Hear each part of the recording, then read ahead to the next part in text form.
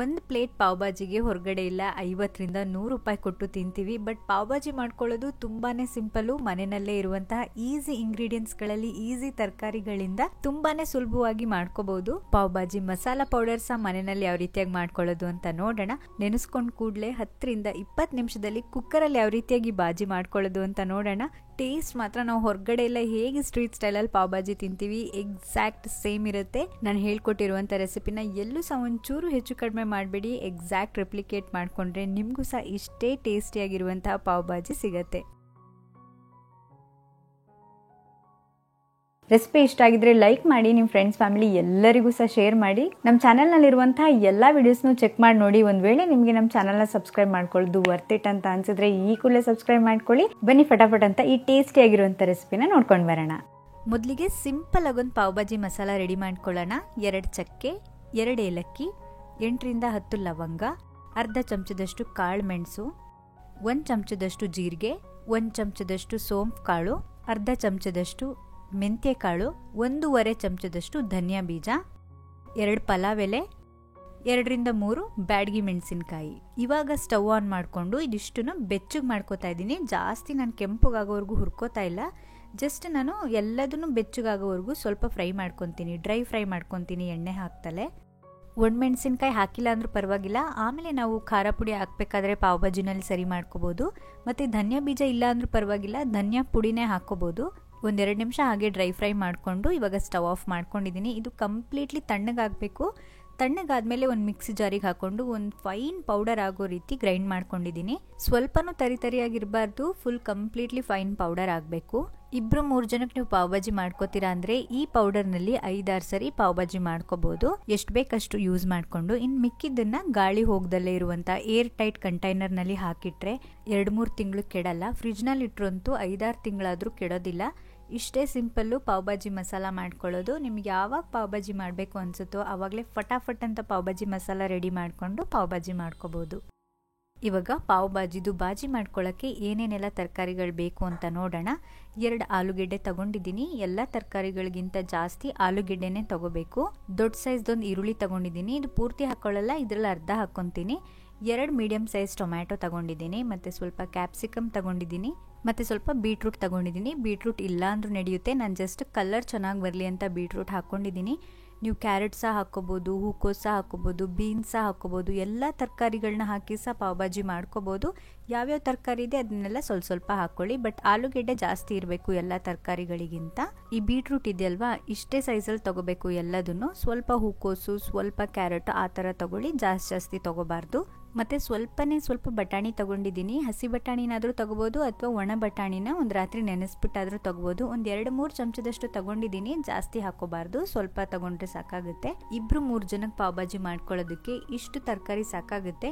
In case ನೀವು ಜಾಸ್ತಿ ಜನಕ್ಕೆ ಮಾಡ್ಕೋತಾ ಇದ್ದೀನಿ ಅಂದರೆ ನಾವು ಏನೇನೆಲ್ಲ ತೋರಿಸಿದ್ದೀನಿ ಅದನ್ನೆಲ್ಲ ಡಬಲ್ ತೊಗೊಳ್ಳಿ. ಅಂದರೆ ನಾನು 2 ಆಲೂಗೆಡ್ಡೆ ತೊಗೊಂಡಿದ್ರೆ ನೀವು 4 ಆಲೂಗೆಡ್ಡೆ ತೊಗೊಳ್ಳಿ, 1 ಈರುಳ್ಳಿ ತೊಗೊಳ್ಳಿ, ಆ ಥರ ಡಬಲ್ ಮಾಡ್ಕೊಳ್ಳಿ.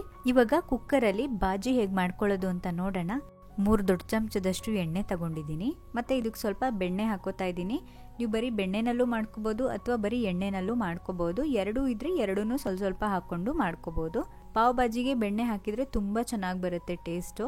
ಇದ್ದರೆ ಹಾಕ್ಕೊಳ್ಳಿ. 1/4 ಚಮಚದಷ್ಟು ಜೀರಿಗೆ ಹಾಕೋತಾ ಇದ್ದೀನಿ. ಜೀರಿಗೆನಾದರೂ ಹಾಕೋಬೋದು, ಜೀರಿಗೆ ಪುಡಿನಾದರೂ ಹಾಕ್ಕೋಬೋದು. ಅರ್ಧ ಈರುಳ್ಳಿನ ಸಣ್ಣಗೆ ಹೆಚ್ಚಿಬಿಟ್ಟು ಹಾಕೊತಾ ಇದ್ದೀನಿ. ಇನ್ನರ್ಧ ಈರುಳ್ಳಿನ ಕೊನೆಯಲ್ಲಿ ಗಾರ್ನಿಷಿಂಗಿಗೆ ಅಂತ ಎತ್ತಿಟ್ಕೊಂಡಿದ್ದೀನಿ. ಈರುಳ್ಳಿ ಸ್ವಲ್ಪ ಸಾಫ್ಟ್ ಆದಮೇಲೆ ಕ್ಯಾಪ್ಸಿಕಮ್ ಹಾಕ್ಕೊಂಡಿದ್ದೀನಿ. 1 ಚಮಚದಷ್ಟು ಶುಂಠಿ ಬೆಳ್ಳುಳ್ಳಿ ಪೇಸ್ಟ್ ಹಾಕೋತಾ ಇದ್ದೀನಿ. ಶುಂಠಿ ಬೆಳ್ಳುಳ್ಳಿ ಪೇಸ್ಟ್ ಇಲ್ಲ ಅನ್ನೋದಿದ್ರೆ ಶುಂಠಿ ಬೆಳ್ಳುಳ್ಳಿನ ಚೆನ್ನಾಗಿ ಜಜ್ಜಿಬಿಟ್ಟು ಸಹ ಹಾಕೋಬಹುದು. ಹಸಿ ವಾಸನೆ ಎಲ್ಲ ಹೋಗಬೇಕು ಶುಂಠಿ ಬೆಳ್ಳುಳ್ಳಿ ಪೇಸ್ಟು, ಆ ರೀತಿ ಫ್ರೈ ಮಾಡ್ಕೊಂಡಿದ್ದೀನಿ. ಒಂದು 2-3 ನಿಮಿಷ ಫ್ರೈ ಮಾಡ್ಕೊಂಡ ನಂತರ ನಾವು ಏನೇನು ತರಕಾರಿಗಳು ತಗೊಂಡಿದ್ದೀವಿ ಎಲ್ಲದನ್ನು ಒಮ್ಮೆಲೆ ಹಾಕೋತಾ ಇದ್ದೀನಿ. ಸ್ವಲ್ಪ ಬಟಾಣಿ, ಬೀಟ್ರೂಟ್ ಮತ್ತು ಟೊಮ್ಯಾಟೊ ಹಾಕ್ಕೊಂಡಿದ್ದೀನಿ. ನಾನು ಆವಾಗಲೇ 2 ಟೊಮ್ಯಾಟೊ ತೊಗೊಂಡಿದ್ದೆ ಅಲ್ವಾ, ಅದರಲ್ಲಿ ಇನ್ನೂ ಅರ್ಧ ಉಳಿಸ್ಕೊಂಡಿದ್ದೀನಿ. ಜಸ್ಟ್ 1.5 ಅಷ್ಟು ಟೊಮ್ಯಾಟೊ ತೊಗೊಂಡಿದ್ದೀನಿ. ನಾವು 2-3 ಜನಕ್ಕೆ ಮಾಡ್ಕೋತಾ ಇರೋದ್ರಿಂದ ಕಡಿಮೆ ಕ್ವಾಂಟಿಟಿನಲ್ಲಿ ಹಾಕ್ಕೊಂಡ್ರೂ ಸಾಕಾಗುತ್ತೆ. ಟೊಮ್ಯಾಟೊ ಎಲ್ಲ ಸಾಫ್ಟ್ ಆಗೋವರೆಗೂ ಚೆನ್ನಾಗಿ ಫ್ರೈ ಮಾಡ್ಕೊಳ್ಬೇಕು. ಫ್ರೈ ಮಾಡ್ಕೊಂಡ ನಂತರ ಇದಕ್ಕೆ 2 ಆಲೂಗೆಡ್ಡೆನ ಕಟ್ ಮಾಡಿ ಹಾಕೊತಾ ಇದ್ದೀನಿ. ಕ್ಯೂಬ್ಸ್ ಥರ ಕಟ್ ಮಾಡ್ಕೊಂಡಿದ್ದೀನಿ, ಯಾಕಂದರೆ ಬೇಗ ಬೇಯುತ್ತೆ. ಕೊನೆಯಲ್ಲಿ ಮ್ಯಾಶ್ ಮಾಡ್ಕೊಳ್ಳೋಕ್ಕೂ ಈಸಿ ಆಗುತ್ತೆ, ಅದಕ್ಕಾಗಿ ಈ ರೀತಿ ಕಟ್ ಮಾಡಿ ಹಾಕ್ಕೊಂಡಿದ್ದೀನಿ.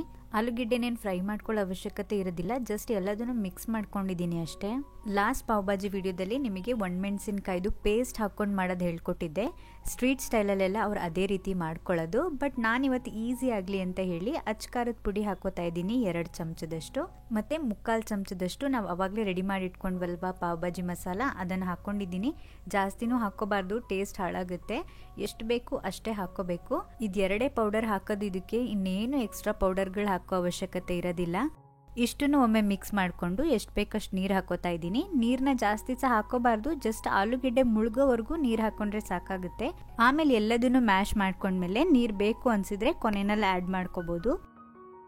ಕೊನೆಯಲ್ಲಿ ರುಚಿಗೆ ತಕ್ಕಷ್ಟು ಉಪ್ಪು ಹಾಕೋತಾ ಇದ್ದೀನಿ. ಆಮೇಲೆ ಬೇಕು ಅನಿಸಿದ್ರೆ ಮತ್ತೆ ಹಾಕೋಬೋದು. ಇವಾಗ ಕಡಿಮೆ ಹಾಕೊಂಡಿದ್ದೀನಿ. ಮತ್ತು ಸ್ವಲ್ಪ ಕೊತ್ತಂಬರಿ ಸೊಪ್ಪು ಹಾಕೊಂಡಿದ್ದೀನಿ. ಎಲ್ಲದನ್ನು ಚೆನ್ನಾಗಿ ಮಿಕ್ಸ್ ಮಾಡಿಕೊಂಡು ಒಂದು ಕುದಿ ಬಂದ ಮೇಲೆ ಕುಕ್ಕರ್ ಲಿಡ್ ಕ್ಲೋಸ್ ಮಾಡ್ಕೊತಾ ಇದ್ದೀನಿ. ಬಟಾಣಿ ಆಲೂಗೆಡ್ಡೆ ಎಲ್ಲ ಸಾಫ್ಟಾಗಿ ಬೇಯಬೇಕು ಅಂದರೆ ಮಿನಿಮಮ್ ಅಂದರೂ 4 ವಿಷಲ್ ಕೂಗಿಸ್ಕೊಳ್ಳೇಬೇಕು. ನಾನು 4 ವಿಷಲ್ ಕೂಗಿಸ್ಕೊಂಡಿದ್ದೀನಿ. ಕುಕ್ಕರ್ದು ಪ್ರೆಷರ್ ಪೂರ್ತಿ ರಿಲೀಸ್ ಆದಮೇಲೆ ಇವಾಗ ಲಿಡ್ ಓಪನ್ ಮಾಡ್ಕೊಂಡಿದ್ದೀನಿ. ತರಕಾರಿ ಎಲ್ಲ ಪೂರ್ತಿ ಸಾಫ್ಟಾಗಿ ಬೆಂದಿದೆ. ತರಕಾರಿ ಎಲ್ಲ ಎಷ್ಟು ಸಾಫ್ಟಾಗಿ ಬೇಯುತ್ತೆ ನಮಗೆ ಮ್ಯಾಶ್ ಮಾಡ್ಕೊಳ್ಳೋದಕ್ಕೆ ಅಷ್ಟೇ ಈಸಿ ಆಗುತ್ತೆ. ಸ್ವಲ್ಪ ಕೊತ್ತಂಬರಿ ಸೊಪ್ಪು ಮತ್ತು ಕಸ್ತೂರಿ ಮೆಂತ್ಯನ ಉದುರಿಸ್ಕೊಂಡಿದ್ದೀನಿ. ಬೇಕಿದ್ರೆ ಹಾಕ್ಕೊಳ್ಳಿ, ಇಲ್ದಲ್ಲೇ ಇದ್ರೆ ಸ್ಕಿಪ್ ಮಾಡ್ಕೋಬೋದು. ಒಂದು ಒಳ್ಳೆ ಫ್ಲೇವರ್ ಬರುತ್ತೆ, ಅದಕ್ಕಾಗಿ ಹಾಕ್ಕೊಂಡಿದ್ದೀನಿ. ಇವಾಗ ಬಿಸಿ ಇರುವಾಗಲೇ ಪೂರ್ತಿ ಮ್ಯಾಶ್ ಮಾಡ್ಕೋಬೇಕು. ಯಾವ್ಯಾವ ತರಕಾರಿಗಳನ್ನ ಹಾಕಿದ್ದೀವಿ ಅಂತಲೇ ಗೊತ್ತಾಗಬಾರ್ದು, ಪೂರ್ತಿ ಕರ್ಗೋಗಿರೋ ಥರ ಕಾಣಿಸ್ಬೇಕು. ಆ ರೀತಿಯಾಗಿ ನಾವು ನೀಟಾಗಿ ಮ್ಯಾಶ್ ಮಾಡ್ಕೋಬೇಕಾಗುತ್ತೆ. ಮೊದಲೇ ಜಾಸ್ತಿ ನೀರು ಹಾಕಿದರೆ ಮ್ಯಾಶ್ ಮಾಡ್ಕೊಳ್ಳೋದಕ್ಕೆ ಕಷ್ಟ ಆಗುತ್ತೆ. ಅದಕ್ಕಾಗಿ ತರಕಾರಿಗಳು ಬೇಯಲಿಕ್ಕೆ ಎಷ್ಟು ನೀರು ಬೇಕೋ ಅಷ್ಟು ಮಾತ್ರ ಹಾಕ್ಕೋಬೇಕು. ಪೂರ್ತಿ ಮ್ಯಾಶ್ ಮಾಡಿದ್ಮೇಲೆ ಬಾಜಿ ನಿಮಗೇನಾದರೂ ಗಟ್ಟಿ ಅಂತ ಅನಿಸಿದರೆ ಮತ್ತೆ ಸ್ವಲ್ಪ ನೀರು ಹಾಕ್ಕೊಂಡು ಸ್ವಲ್ಪ ಉಪ್ಪು ಖಾರ ಹಾಕ್ಕೊಂಡು ಸರಿ ಮಾಡಿಕೊಂಡ್ರೆ ಬಾಜಿ ಪರ್ಫೆಕ್ಟಾಗಿ ರೆಡಿ ಆಗುತ್ತೆ. ಚೆನ್ನಾಗಿ ಮಸ್ಕೊಂಡಿದ್ದೀನಿ ತರಕಾರಿನೆಲ್ಲ. ಪಾವ್ ಬಾಜಿದು ಬಾಜಿ ಇವಾಗ ರೆಡಿ ಆಗೋಯ್ತು. ನನಗೆ ಬೇಕಾಗಿರುವಂಥ ಕನ್ಸಿಸ್ಟೆನ್ಸಿನಲ್ಲಿ ಇದೆ, ನಾನು ಅದಕ್ಕಾಗಿ ಮತ್ತೆ ನೀರು ಹಾಕೋತಾ ಇಲ್ಲ. ಇನ್ ಕೇಸ್ ಒಬ್ಬೊಬ್ಬರು ತೆಳುಗೆ ಇಷ್ಟಪಡೋರಾದರೆ ಸ್ವಲ್ಪ ನೀರು ಹಾಕ್ಕೊಂಡು ಸರಿ ಮಾಡ್ಕೋಬೋದು. ಇವಾಗ ಪರ್ಫೆಕ್ಟ್ ಆದಂಥ ಬಾಜಿ ರೆಡಿ ಆಯಿತು. ಕೊನೆಯಲ್ಲಿ ಬನ್ನ ರೋಸ್ಟ್ ಮಾಡ್ಕೊಳ್ಳೋಣ. ಎಣ್ಣೆನಲ್ಲಾದರೂ ಸರಿ ಅಥವಾ ಬೆಣ್ಣೆನಲ್ಲಾದರೂ ಸರಿ ಪಾವ್ ಬನ್ನನ್ನು ರೋಸ್ಟ್ ಮಾಡ್ಕೋಬೇಕಾಗತ್ತೆ. ಒಂದು ಪ್ಯಾನ್ ಮೇಲೆ ಎಣ್ಣೆ ಹಾಕ್ಕೊಂಡು ಸ್ವಲ್ಪ ಕಸ್ತೂರಿ ಮೆಂತ್ಯ ಹಾಕ್ಕೊಂಡಿದ್ದೀನಿ. ಕಸ್ತೂರಿ ಮೆಂತ್ಯ ಬದಲಿಗೆ ಕೊತ್ತಂಬರಿ ಸೊಪ್ಪನ್ನ ಸಹ ಸಣ್ಣ ಸಣ್ಣದಾಗಿ ಹೆಚ್ಚಿಬಿಟ್ಟು ಹಾಕ್ಕೋಬೋದು. ಮತ್ತು ಸ್ವಲ್ಪ ನಾವು ಬಾಜಿ ಮಾಡ್ಕೊಂಡಿದ್ವಲ್ವ, ಆ ಬಾಜಿನೂ ಹಾಕ್ಕೊಂಡಿದ್ದೀನಿ. ಬನ್ಗೂ ಸ್ವಲ್ಪ ಬಾಜಿ ಟೇಸ್ಟ್ ಬರಲಿ ಅಂತ. ಮತ್ತು ಪಾವ್ ಬನ್ನ ಮಧ್ಯದಲ್ಲಿ ಕಟ್ ಮಾಡಿಕೊಂಡು ಒಳಗಡೆ ಮೇಲೆ ಕೆಳಗಡೆ ಎಲ್ಲ ಸೈಡಿಂದನೂ ರೋಸ್ಟ್ ಮಾಡ್ಕೊತಾ ಇದ್ದೀನಿ. ಮಾಮೂಲಿ ಬನ್ನು ಸ್ವೀಟ್ ಇರುತ್ತೆ, ಪಾವ್ ಬನ್ ಸ್ವೀಟ್ ಇರಲ್ಲ, ಸಪ್ಪೆ ಇರುತ್ತೆ. ಅದೇ ಡಿಫ್ರೆನ್ಸು. ಮಾಮೂಲಿ ಬನ್ನಲ್ಲೂ ಚೆನ್ನಾಗಿರುತ್ತೆ, ಪಾವ್ ಬನ್ನಲ್ಲೂ ಚೆನ್ನಾಗಿರುತ್ತೆ. ನಿಮಗೆ ಯಾವ್ದು ಈಸಿಯಾಗಿ ಸಿಗುತ್ತೋ ನೀವು ಅದ್ರಲ್ಲಿ ಮಾಡ್ಕೊಳ್ಳಿ. ನಾನು ನಮ್ಮದೇ ಬೇಕ್ರಿ ಪಾವ್ ಬನ್ ತಗೊಂಡಿದ್ದೀನಿ. ಪೂರ್ತಿ ಸುತ್ತನೂ ರೋಸ್ಟ್ ಮಾಡಿಕೊಂಡು ಬಿಸಿ ಬಿಸಿ ಇರಬೇಕಾದ್ರೇ ಸರ್ವ್ ಮಾಡ್ಕೊತಾ ಇದ್ದೀನಿ. ಬಿಸಿ ಬಿಸಿ ಪಾವ್ ಬನ್ ಜೊತೆ ಈರುಳ್ಳಿ ನಿಂಬೆಹಣ್ಣು ಸಹ ಸಣ್ಣ ಸಣ್ಣದಾಗಿ ಕಟ್ ಮಾಡಿ ಸರ್ವ್ ಮಾಡ್ಕೊಂಡಿದ್ದೀನಿ. ಬನ್ ಮಾತ್ರ ಅಲ್ಲ, ಬಾಜಿ ಕೂಡ ಬಿಸಿ ಬಿಸಿ ಇದ್ರೇ ತುಂಬ ಚೆನ್ನಾಗಿ ಅನ್ಸೋದು. ತಣ್ಣಗಾದರೆ ಅಷ್ಟು ಚೆನ್ನಾಗಿರೋದಿಲ್ಲ. ಅದಕ್ಕಾಗಿ ಬಿಸಿ ಬಿಸಿ ಬಾಜಿನ ಸರ್ವ್ ಮಾಡ್ಕೊಂಡಿದ್ದೀನಿ ಬೆಣ್ಣೆ ಜೊತೆ. ಬೇಕಿದ್ರೆ ಸ್ವಲ್ಪ ಕೊತ್ತಂಬರಿ ಸೊಪ್ಪನ್ನು ಸಹ ಮೇಲಿಂದ ಸ್ಪ್ರಿಂಕಲ್ ಮಾಡ್ಕೋಬೋದು. ಇದ್ರ ಮೇಲೇ ಸ್ವಲ್ಪ ಚೀಸ್ನು ಸಹ ತುರಿದ್ಬಿಟ್ಟು ಹಾಕ್ಕೊಂಡ್ರೆ ಚೀಸ್ ಪಾವ್ ಬಾಜಿ ಸಹ ರೆಡಿಯಾಗಿ ಹೋಗುತ್ತೆ. ಸಂಜೆ ಟೈಮ್ನಲ್ಲಿ ಏನಾದರೂ ಬಿಸಿ ಬಿಸಿಯಾಗಿ ತಿನ್ನಬೇಕು ಅಂತ ಅನ್ನಿಸ್ದಾಗ ಇಷ್ಟು ಟೇಸ್ಟಿಯಾಗಿರುವಂತಹ ಈಸಿಯಾಗಿರುವಂತಹ ಪಾವ್ ಬಾಜಿನ ಮನೆಯಲ್ಲೇ ಮಾಡ್ಕೊಂಡು ತಿನ್ಬೋದು. ನೀವು ಕೂಡ ಈ ರೆಸಿಪಿನ ಮನೆಯಲ್ಲಿ ಟ್ರೈ ಮಾಡಿ ನೋಡಿ ಹೇಗೆ ಬಂತು ಅಂತ ನನಗೆ ಕಮೆಂಟ್ ಮಾಡಿ ತಿಳಿಸೋದನ್ನು ಮಾತ್ರ ಮರಿಬೇಡಿ.